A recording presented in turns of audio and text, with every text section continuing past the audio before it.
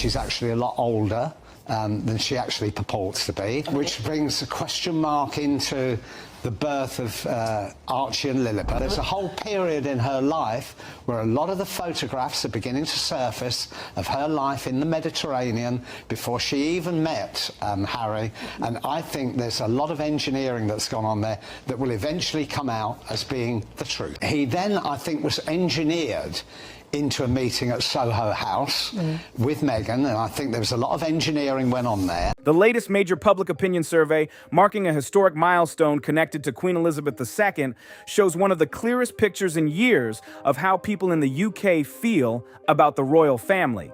The results are very clear. The late Queen still holds an incredible 81% positive rating from the public. That's huge, especially since she passed away nearly 3 years ago. Prince Harry, 30%. Now, Pete Diner, he used to beat the Queen in some of these polls. So he's gone from over 80% to 30%.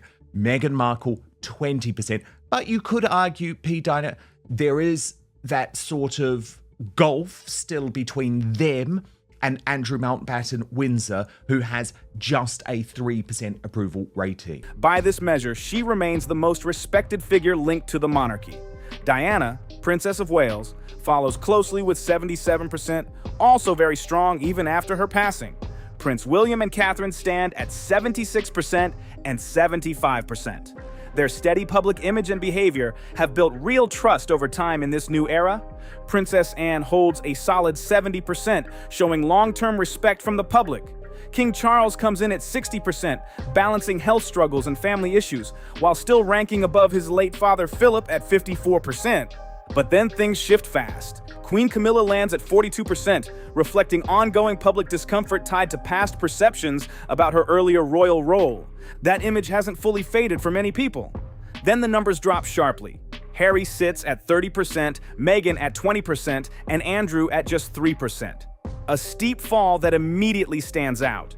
Harry's situation is the most striking because of how much things have changed.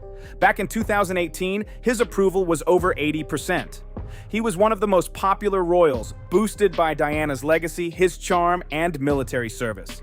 Today, that number has dropped to 30%. That means around 70% now view him negatively. This isn't a slow decline. It's a sharp shift in public opinion over 8 years. He dropped the bomb that the Soho House meeting between Meghan Markle and Prince Harry was quite clearly engineered. He finally reported on the question marks over the birth. People connect this change to moments like the Oprah interview, Netflix series, book releases, speeches, tours, and commercial deals. All of it has been closely watched. These moments didn't pass quietly. They shaped public opinion. Some narratives suggest media pressure or coordinated criticism, but the survey data doesn't support that.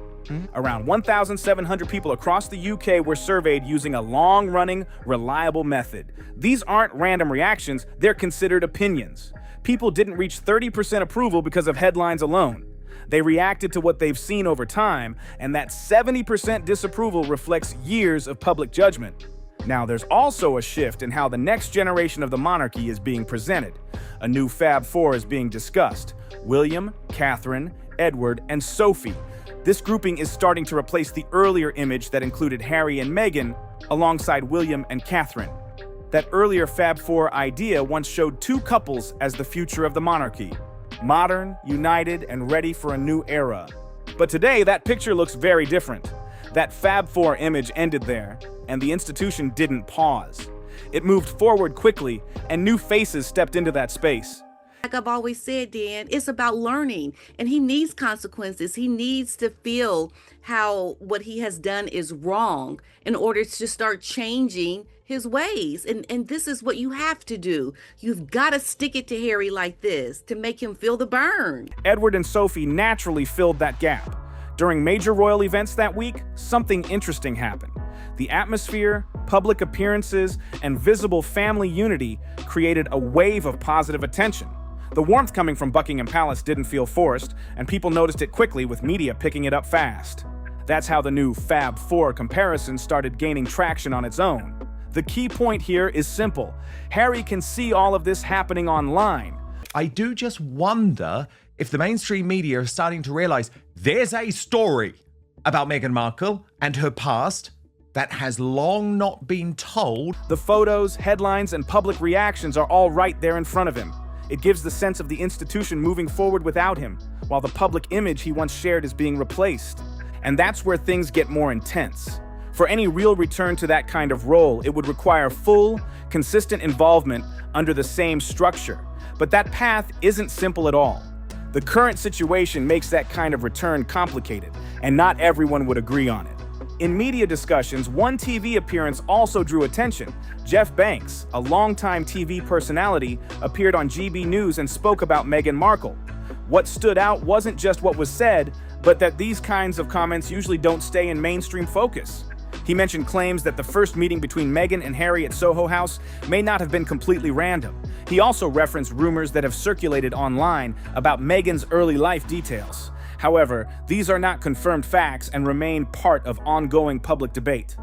And I think this is one of those images that really shows Harry. He has lost his way completely because he was supposed to be a part of that. And I believe he still wants to be a part of that. He wanted so desperately for Meghan to fit in, to be a part of this. And I think he feels slighted. He feels like, yeah, they're moving on. They're replacing me now. In related commentary, Dan Wooten reportedly discussed these topics and spoke with Samantha Markle, who responded by sharing her perspective on family timelines and memories. Some details she referenced, including school-related recollections, have been pointed to in public discussions, but interpretations vary.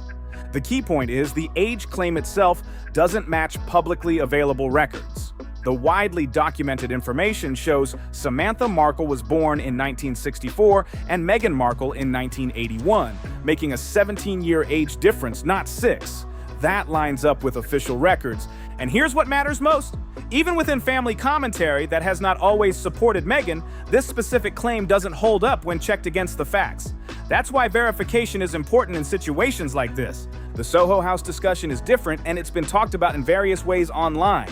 Marcus Anderson has often been mentioned in connection to Harry and Meghan's circle, including links to Soho House and appearances around key events. People have pointed out his consistent presence in certain social spaces connected to them, which has kept public curiosity active. Some discussions suggest he may have played a role in how they first crossed paths, but this has not been officially confirmed. What is clear is that these connections continue to be discussed, especially by those trying to understand how the early relationship dynamics came together. Anderson moved in the same circles. He had links to both Harry's world and Meghan's professional network at the time. There's no official record confirming it, but the claim fits into a wider picture people already discuss.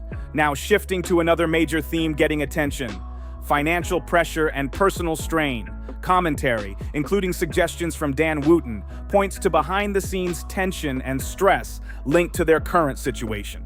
My sister could only be 10 years younger than me. Everyone can verify at the school where she started in pre-kindergarten in the mid-80s, so she was born in 81. We know when she was born, she was a baby in our house. I went through Doria as pregnancy with her. She watched her stomach move and all of that other stuff. There's several pictures of Meghan on stage with all of her classmates at their little red schoolhouse in 1986 when she was 5. Reports and observations suggest things haven't been as smooth as they appear. Some point to visible strain connected to their ongoing public life and choices. People are also watching certain actions closely. Harry's quick departure from Australia after just 48 hours raised questions. 45, and I was born in 64. In 1986, I was 22, so how could Meghan be in her 50s and only be 10 years younger than me? Other global appearances and speeches near major royal moments also drew attention. Observers see a pattern forming. Some interpret it as frustration or an attempt to redefine his place, but in a way that creates more distance instead of connection. One commentator even suggested these moves may be aimed at forcing a response, creating pressure and pushing for clarity about his role. Looking at timing, some speeches and appearances feel intentional. If the goal was quiet rebuilding, the approach would look different. Instead, these moments feel direct, almost like a statement of presence. Now, a very different story comes from reflections on Queen Elizabeth II. Alistair Bruce shared that before her funeral, the Queen quietly arranged for his husband to have a front row seat because she knew Bruce would be working. There was no announcement or public attention. Bruce only found out later, making the gesture even more meaningful. This shows a deeply personal side of her character.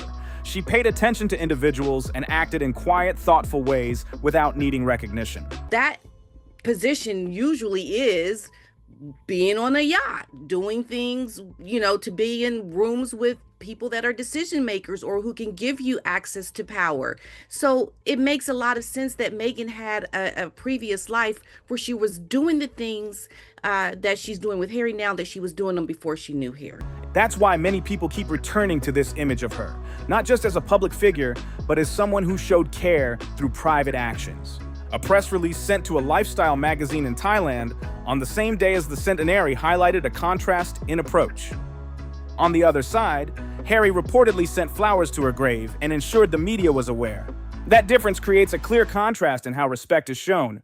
One private and thoughtful, the other public and visible. The numbers reflect this divide too.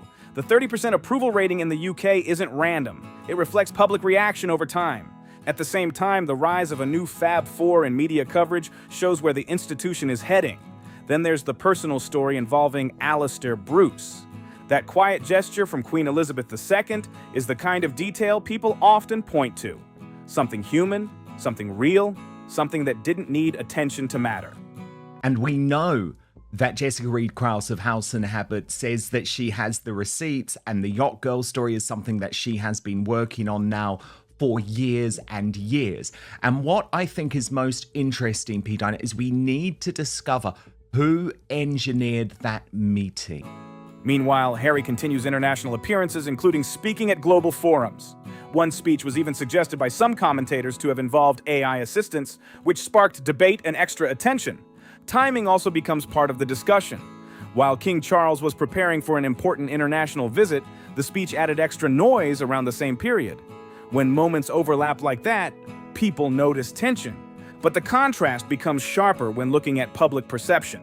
In the same poll where Harry sits at 30%, Diana, Princess of Wales, holds a 77% approval rating decades after her passing. That number carries weight. Harry often references Diana in speeches and public appearances. She is a major part of his personal narrative and emotional connection. But the public response to Diana is based on how she was experienced in real time. Her presence felt genuine, especially in humanitarian work, like landmine awareness visits and hospital outreach. People remember how she showed up for others.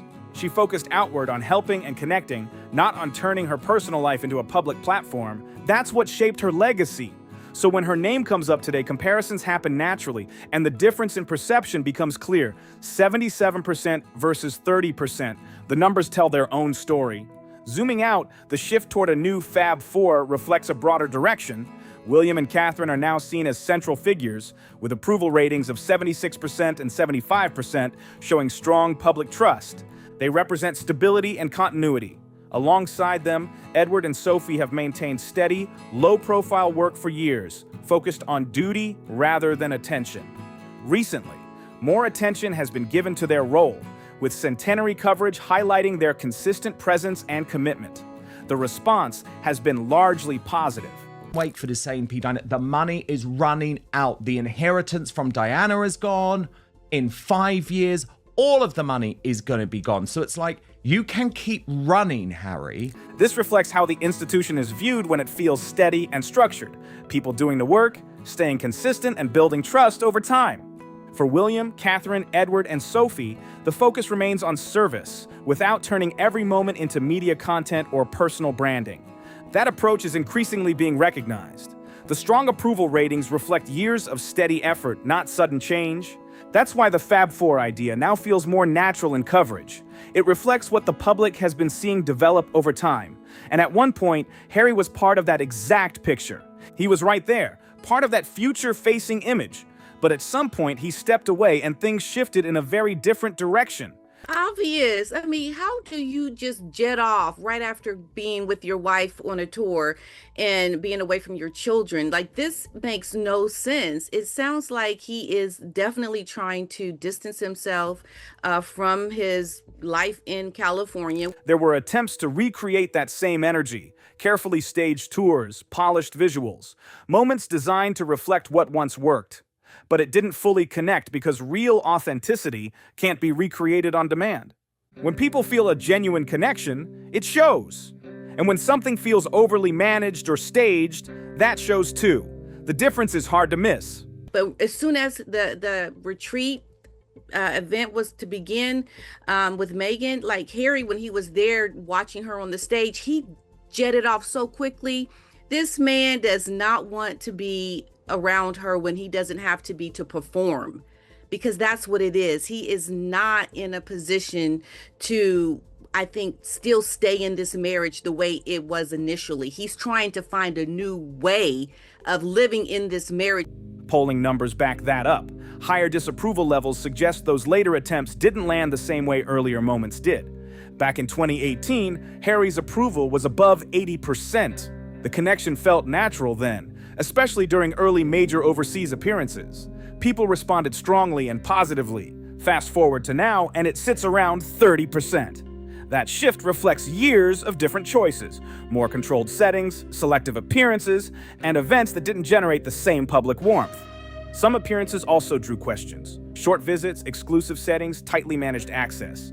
These moments didn't build the same connection. Behind the scenes, there are also suggestions of strong private opinions within wider circles about how certain public moments were handled, though nothing has been officially confirmed. Publicly, reactions stayed measured. That doesn't always mean agreement. It can also be strategy, choosing silence to avoid adding more attention or headlines. What happens with couples when they start to separate, divorce? Money is like the number one issue that is the reason for divorce. So I can imagine the tensions in the relationship right now. So Harry is just trying to find his new normal until he gets back within the royal fold. Still, the direction of public opinion and media framing suggests this approach hasn't strengthened support long term. At the same time, future roles within the wider institution appear to be taking shape more clearly. Lines that once felt blurred are becoming more defined again. And while not always stated directly, the direction is easier to read through coverage and public response. Right now, the clearest signal comes from the data itself. 30% approval shows where things stand today. Public opinion has shifted, and it's reflected in both numbers and media tone. Meanwhile, Harry continues making international appearances, staying active, but remaining more separate from the central royal structure. And then there's that small but powerful detail people keep returning to: the Queen quietly arranging a seat at her funeral for someone without making it public. No headlines, no announcement, just a quiet act done in silence. That moment stands out because of its simplicity and care.